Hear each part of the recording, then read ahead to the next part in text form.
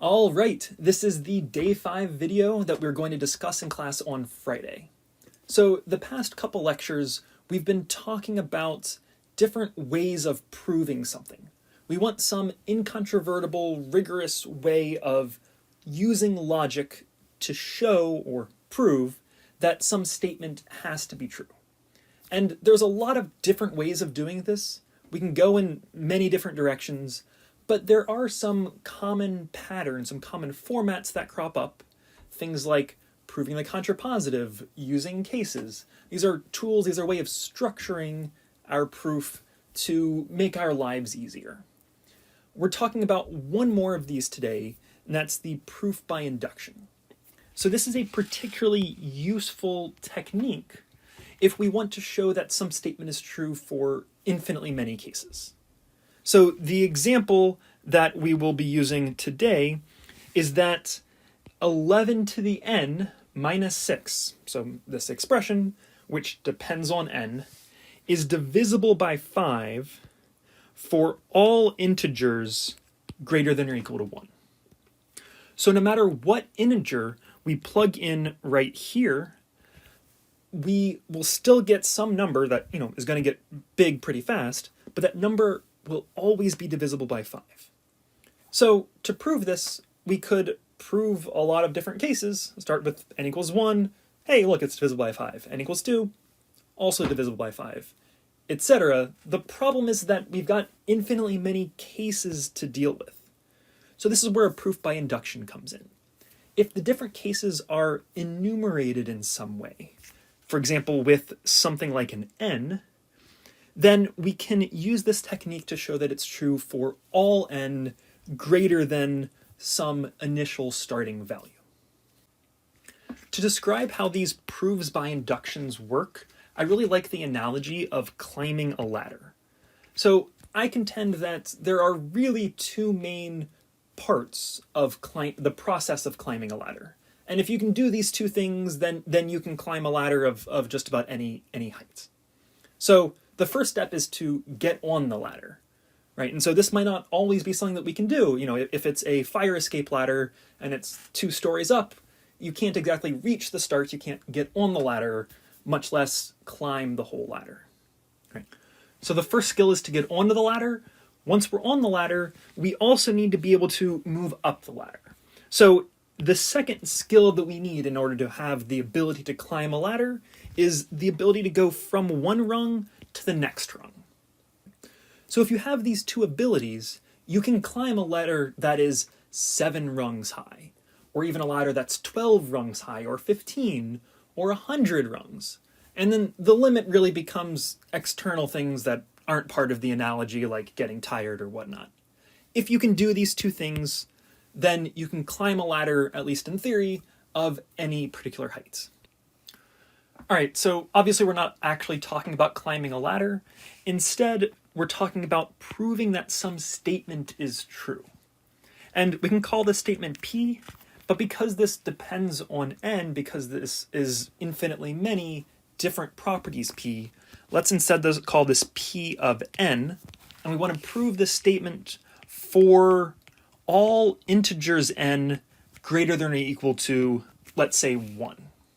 So using this notation, our example that we'll get to in a little bit, that 11 to the n minus 6 is divisible by 5, the P of 1 statement is that 11 minus 6 is divisible by 5. The P2 statement is 11 squared minus 6 is divisible by 5, etc. So if our goal is to prove this statement for a whole bunch of n, we're going to start off by getting on the ladder. So proving this first one, which we'll call the base case, is us stepping onto the ladder. It's showing P1, it's getting our foot in the door, or on the ladder. The second thing we need is that we need to prove that we can get to the next step. And the way that I'm going to say this is that we want to prove P of k plus 1 while assuming that we've already gotten to a certain point. So let's say we already have P4. we want to be able to then move from P4 to P5. We're going to use the fact that we already know P4 to prove the next one. So given pk, we are going to show pk plus 1. And because this is true for all possible values of k, we can keep moving up the ladder. We have the two skills that we need to climb the ladder as far as we can. So we step onto the ladder, we prove our base case, and then if we establish that we can move from one case to the next case, this is called the inductive step. And that's all we need. By showing these two steps, we've shown P of n, the statement is true, for all integers n, at least our starting point. So this doesn't always have to be 1. This starting point, I suppose in a more general form, let's call this A instead. So for some arbitrary name for our base case, we will often see a n equals 0 as being our starting case, but then there are occasions when you use something a little bit stranger, like, oh, let's start with n equals 7 and go from there. The point of this is that the proof by induction shows that the statements hold for any n bigger than our starting point. So we can start wherever we want, but the only benefit that we're getting is from that point onward. Okay, well, how do we actually do one of these proofs by induction? Well, this example is a very good candidate for proof by induction because of this for all integers n at least 1 part. That's sort of really screaming proof by induction at me. So this, in a sense, is a whole bunch of different statements, one for each possible integer n. All right, so let's try it out. We need to find the base case. So for n equals 1, so the earliest or the smallest number that we're considering, in this case it's n equals 1, we want to check to make sure that it works. We're checking to make sure that we can get on this ladder. It's certainly possible for the inductive step to hold, but if you can't start it off, if the initial step doesn't work, then the proof by induction doesn't work. So this step often feels a little bit silly, but it's very important to check because, sometimes it doesn't actually hold. All right, well, in this case, n equals 1, we're taking 11 to the power of 1 minus 6, that equals 5, which is in fact divisible by 5. So we might just say observe this statement, and hey, it does everything for us. All right, then for the inductive step, we want to assume a certain level. So we are assuming that this holds for n equals k, and then we want to show that it holds for one more than that, so that the statement holds for n equals k plus 1. So assuming that 5 divides 11 to the k minus 6, we're going to use this to show that 5 divides 11 to the k plus 1 minus 6. Okay. So the way that we're going to do this is we want to take advantage of our inductive hypothesis. So we are going to write out 11 to the k minus 6 as 5 times something. If 5 divides it, then that's what it means for 5 to divide it, for some number, some integer h. Then we'll use algebra to rearrange the expression that we're actually interested in, so in this case 11 to the k plus 1 minus 6, to take advantage of our inductive hypothesis.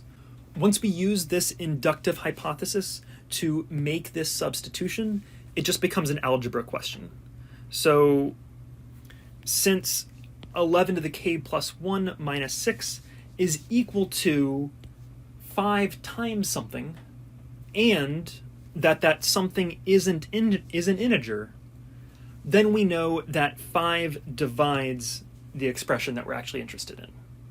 All right, so this is the inductive step. We assume the base case, assume that our statement holds for some value k, and then we show that it holds for one more than that. Show that it holds for k plus 1. And that's it. We have now done a proof by induction. It's probably good to have some wrap-up statement, something along the lines of, therefore, it did the thing that we wanted it to do. But really, once we get to this point, we're done. QED.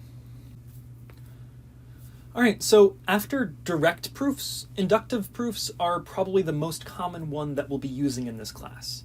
there are a lot of different variations on it. There are some homework questions that we'll see where we adjust things a little bit, we sort of somewhat break the mold, but the general idea is always this. We have some starting points, and if we can always get to the next thing, given some previous step, then that's enough to show it from there. So we'll do plenty of these in the next few days, but this general thought process idea of building up from one layer to the next is actually a very common problem-solving technique that we'll use, again, several times in the next few days, but really a lot in this course. If we can get to a certain point, maybe we can get one step further, and then one step further, as long as we can determine the rule for always getting the next step, maybe we can get the rule for everything.